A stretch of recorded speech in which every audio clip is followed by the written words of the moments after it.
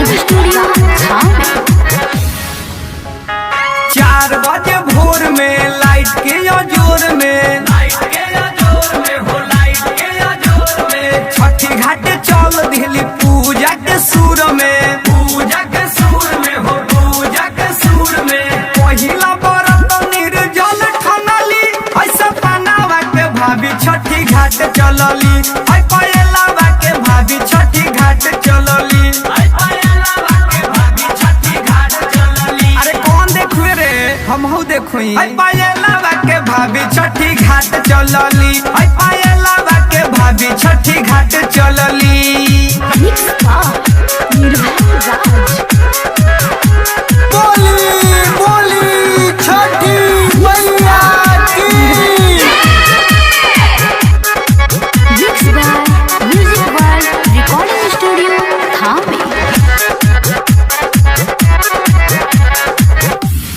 नारियल ठेकुआ से भरली दौरावा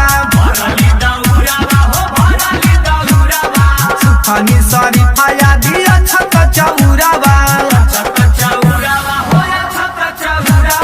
छठी माई के गीतिया गावत चलली ऐसा पनावा के भाभी छठी घाट चलली ऐसा पनावा के भाभी छठी घाट चलली। मिक्स बार निर्भय राज। मिक्स बार निर्भय राज।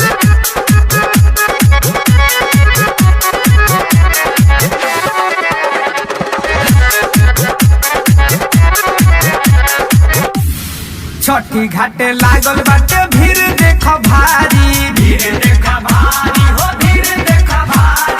दे देली और रघ भिजे 9 लाख के साड़ी